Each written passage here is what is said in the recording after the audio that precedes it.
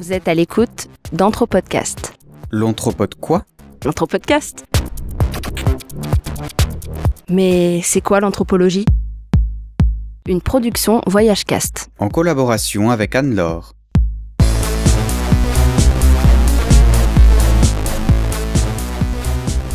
Bonjour et bienvenue sur l'Anthropodcast. Je suis toujours Jonathan et je suis accompagné de Franck. Salut Franck. Salut Jonathan. Alors, on va vous parler maintenant un peu d'un truc qui s'est passé aux Philippines avec moi. Et du coup, j'aimerais avoir ton avis un peu d'anthropologue voyageur là-dessus. Alors, j'étais aux Philippines, à Palawan, qui est une île vraiment magnifique. Et puis, arrivé à un moment, j'ai rencontré justement des... Alors, c'est des peuples qui vivent dans les montagnes. Je savais pas du tout ce que c'était, qui c'était, ni où ils vivaient, ni ce qu'ils faisaient. Et puis j'avais l'opportunité d'aller les visiter en faisant du trek. Il faut à peu près 3 jours de trek pour aller les voir. Et puis je me suis vraiment posé la question, qu'est-ce qu'il est bien, avec des grosses guillemets, de faire? Est-ce que je prends mon sac à dos, je vais trekker dans la montagne et je vais les rencontrer tout en sachant que je ne sais pas leur langue et qu'ils ne savent pas l'anglais et qu'il faudrait un traducteur? Est-ce qu'éventuellement je cherche une agence qui va s'occuper de ça pour moi, c'est-à-dire qui va m'organiser un traducteur, un porteur, qui va m'amener là-bas? Qu'est-ce qu'on fait? Est-ce qu'on rentre en contact ou pas? Et comment est-ce qu'on le fait? Alors tout en sachant qu'on ne va pas vous donner une réponse, hein, et surtout des pistes de réflexion un peu. Quelle est ton expérience à propos de ça? Déjà sur la situation que tu me décris, il y a 3 solutions. La C'est première, un peu ça. tu retournes à Manille ou tu retournes ailleurs. C'est n'y vas pas. ce que j'ai fait. Voilà. C'est une solution qui est souvent pas trop mal. Parce que j'avais peur de faire mal. Voilà, Voilà. c'était ça. Je savais pas que tu avais fait ça, mais justement, c'est souvent une bonne solution. Parce que ça veut dire on ne sait pas trop, on a peur de faire une bêtise, C'est ça. ou de faire quelque chose pour rien, ou toi par exemple aussi. Hein, ça. Et je me dis, là, c'est souvent la voie de la raison. On va dire, hein, c'est un peu la voie de la raison, à mon avis, quand on fait ça. Mais c'est vrai que très souvent, parce que les gens voyagent pas tous aussi bien que toi, Jonathan. Donc il y en a certains qui vont quand même se dire, ah là là, quand même, je suis déjà ici, hein, j'ai absolument envie de les voir. Hein, quand C'est même. ça, on regrette un Ouais, peu. parce que chacun veut voir son bon sauvage, puisqu'on parlait de ça l'autre fois. Ouais. Donc quelque part, qu'est-ce qui se passe dans la tête parfois de certains individus? Ils vont se dire, bon, je vais vraiment y aller. Et donc c'est vrai que après, il peut y avoir des mauvaises solutions, des moyennes solutions, et parfois de plus ou moins bonnes, quoi. Mais c'est jamais évident. Et c'est toujours du cas par cas. Donc c'est impossible de donner des règles d'ordre général. Par contre, on peut imaginer qu'il y a des tour opérateurs spécialisés qui emmènent des gens là. Et là, c'est déjà arrivé à définir, à distinguer, à localiser, je dirais, le bon voyagiste qui s'occupe de manière éthique et durable, en tout cas équitable pour la population autant que possible, pour organiser un voyage qui soit réellement intéressant et respectueux des populations rencontrées. Donc ça, c'est pas évident, mais ça existe. Mais souvent, c'est des petites niches, souvent c'est cher, c'est pas évident à trouver, c'est pas tout le temps. Enfin voilà, tout ça pour montrer un petit peu les difficultés qu'on peut avoir. Après, il y a aussi d'autres voyagistes qui vont, eux, proposer des choses plus de masse, entre guillemets, et qui vont être peut-être moins chères, moins bien organisées, qui vont partir plus vite, et qui vont faire peut-être beaucoup plus de dégâts. Et là, c'est le problème. Donc tu risques de te retrouver, sans le vouloir, au milieu de 5-6 énergumènes et de faire quelque chose que tu n'as peut-être pas du tout envie. Ben, c'est un peu ça, justement. Mais comment est-ce que tu sais quand tu es sur place, justement? Comment est-ce que tu analyses la situation? Voilà, justement. Et je dirais, ça dépend justement une fois plus du cas par cas, mais je dirais que après la troisième solution, c'est d'aller tout seul. Moi, je t'avoue avec ça. C'est que d'aller tout seul, pareil, c'est un autre challenge compliqué. C'est que d'y aller tout seul, souvent, c'est pas terrible. Parce que tu peux faire des bêtises, même sans le savoir. Hein, c'est comme ça. Et l'autre chose, c'est que ça peut aussi bien se passer. Parce que tout simplement, tu vas prendre du recul, tu vas prendre du temps, tu vas rester dans un coin. Puis il y a des gens qui vont venir te parler, mais sans t'imposer. Donc, si tu arrives à, je dirais, enclencher la communication sans t'imposer, c'est bien, mais c'est pas évident. Et c'est pas gagné non plus. Donc, quelque part, on est dans une zone de flou qui en fait dépend à mon avis de tierces personnes. Donc souvent, dans ce genre de cas, ce que tu fais, c'est plutôt, tu vas un peu au feeling. Hein, et puis tu rencontres après souvent une personne ou une autre avec qui tu peux créer une relation personnalisée. C'est-à-dire avec qui tu peux devenir pote un peu, où il se passe quelque chose, un feeling, quoi. Et là, un début de lien peut créer autre chose. Et moi, je pense que c'est souvent ça qu'il faut, à un moment donné, créer, quoi, tout simplement, tu vois. Et c'est pour ça que je suis pas trop pour les trucs de groupe, parce que c'est pas toujours très, très intéressant. Puis c'est quand même très dans une ambiance assez commerciale, même si parfois il peut y avoir. Puis c'est pour ça que je dis que c'est faire attention avec ce qu'on dit, parce que c'est quand même très, très Tout à fait, on ne va pas variable. émettre de jugement sur Voilà, des gens qui voilà, font ça. il y a tout dans tout, là, hein. Et donc, il peut y avoir certains tour operateurs, et j'en connais quelques-uns partout dans le monde, qui font vraiment du très bon boulot à tout petit niveau. Souvent micro-local, hein, enfin en tout cas, c'est souvent des microstructures d'ailleurs, toi. Et par contre, tout seul, il y a toujours une possibilité. Mais il faut du temps, il faut beaucoup de patience. Et c'est des vertus que parfois les voyageurs n'ont pas parce qu'ils n'ont pas le temps, par exemple. Et je pense qu'il faut surtout être, je dirais, humble, tout simplement, quoi. C'est-à-dire ne pas se mettre en avant et créer des liens directs et personnels avec des gens. Et souvent, ça peut se faire dans un bar, par exemple, ou dans une guest house où tu te retrouves et tu vois que quelqu'un, tiens, m'a dit, ah, mais tiens, il y a un type de ma famille, il est marié avec une fille qui est là-bas, il y a une fête funéraire qui a eu lieu, et ils vont y aller, bah, comme ils étaient très sympa, mais peut-être tu peux venir avec eux si tu veux, par exemple, hein, imaginons. Moi, je sais que j'ai pu emmener des gens, là où j'habite à Bali, déjà, des gens parfois, des occidentaux que j'ai pu emmener dans des situations, des fêtes vraiment réservées aux Balinais où normalement il n'y a pas de touristes et tout ça.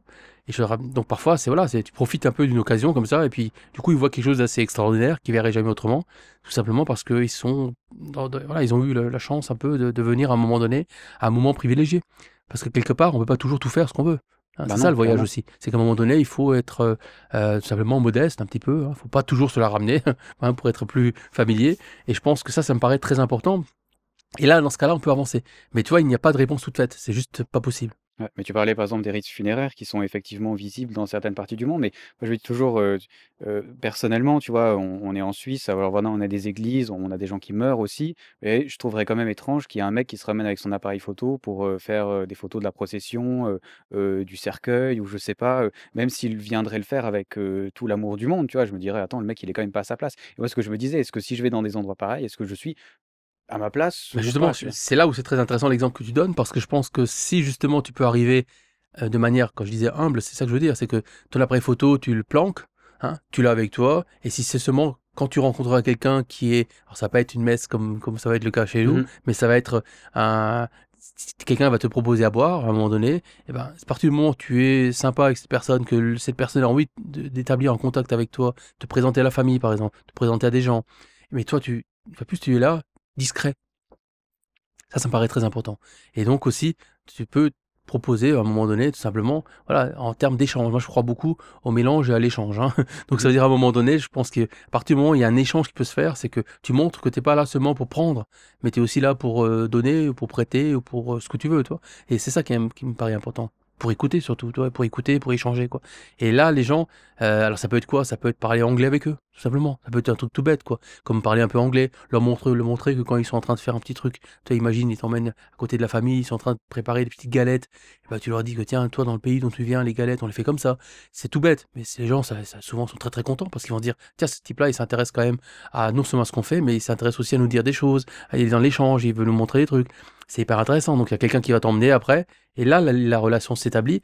Et le deuxième jour, à 4 heures du matin, bah, tu vas peut-être assister à une petite danse qui, normalement, est très rare. Et que le troisième jour, le matin à 9 heures, ils vont te dire mais fais donc des photos, pourquoi tu fais pas de photos? Et tu feras tes photos. Et je veux dire, enfin ça c'est un peu comment moi je sens les choses et comment parfois il m'est arrivé de faire des choses, mais je veux dire, c'est jamais évident. C'est toujours du cas par cas. C'est si tu arrives, tu peux arriver très bien dans un endroit où les gens te disent ah désolé, mais on a vraiment pas envie de voir de blanc, donc dégagez s'il vous plaît. Très bien, tu pars. Parce que qu'est-ce que tu veux faire? Ah, c'est leur Tu peux droit, hein. arriver dans un autre endroit où ça va être encore l'autre inverse, c'est-à-dire ah là là, on vous aime trop, parce qu'ils vont dire que tu as plein de fric et ils vont dire que tu vas peut-être donner plein d'argent à tout le monde. Donc ils vont tout de suite te dire que va là-bas, tiens, pourquoi tu vas pas épouser la fille qui est là-bas? Tiens, je la présente sa mère. Et ils vont t'emmener directement la voir, quoi. Et c'était de nouveau instrumentalisé. Donc le problème, c'est que tu ne peux jamais échapper à une forme, je dirais, d'utilisation ou d'instrumentalisation de la part des gens où tu vas, parce que tu n'en sais rien. Mais c'est ça la magie du voyage. C'est justement de se laisser aller et de voir le meilleur et le pire, mais de ne jamais oublier qu'il n'y a pas seulement le meilleur, parfois il y a aussi le pire. Et c'est ça qui est intéressant. C'est là où la démarche n'est plus touristique, je dirais, elle n'est plus non plus voyeuriste, mais elle est, je dirais, plutôt on regarde, d'observateurs privilégiés, je dirais. C'est pour ça qu'on parle souvent d'observation participante chez les anthropologues. C'est un petit peu ça. C'est toujours, je dirais que le voyageur qui veut faire de l'anthropologie, la première chose qu'il doit faire quand il va quelque part, c'est pas commencer à ouvrir sa gueule, quoi. Et pas se la ramener, par exemple, pour parler de deux expressions populaires, mais bien plutôt de tout simplement écouter ce qui se passe et d'observer. D'observer sans sortir son appareil photo tout de suite. Il pourra peut-être le sortir après, mais surtout d'observer et puis d'essayer de participer. Donc participer, c'est-à-dire échanger, partager, surtout, je dirais. Et ces mots-là, ça veut dire apprendre les langues. Le premier truc qu'on fait quand on arrive à un truc où on ne connaît pas un mot, il n'y a pas que toi, ça m'arrive aussi, évidemment, très souvent. Mais quand j'arrive quelque part où les gens, où je comprends rien, souvent quand je suis un peu gêné, parce que j'ai l'impression de gêner tout le monde, ce qui arrive souvent, le premier truc que je fais, c'est mais comment on dit ça, comment on dit ça. Et du coup, je commence à dire quelques mots, puis après, voilà, on goûte les produits locaux, par exemple, qui peuvent être très divers.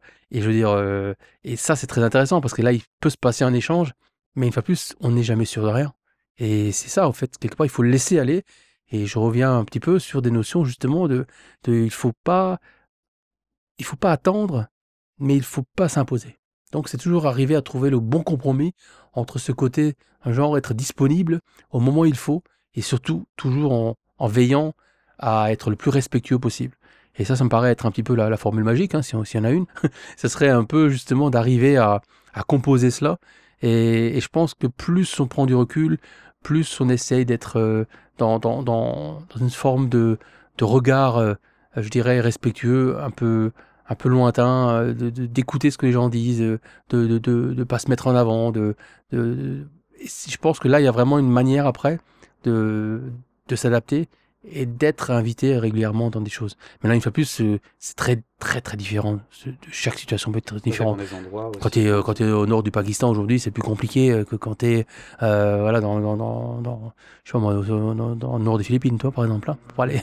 Toi, c'est ça, je veux dire. Je pense même quand tu es dans le nord des Philippines, c'est pas comme quand tu es dans le sud des Philippines, par exemple, en termes d'accueil de certaines populations. Ouais, parce que c'est chaud, parce que c'est compliqué, et parce que la géopolitique aussi est très importante aujourd'hui dans le voyage, quoi.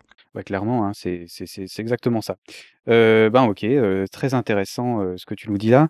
Donc j'espère que ça nous a aidé un peu à voir la chose d'une façon plus claire justement, d'aller justement, vers l'autre et de prendre du temps. Je suis assez d'accord avec ça, mais finalement, c'est ce qu'on a vu, sur ces 4 épisodes.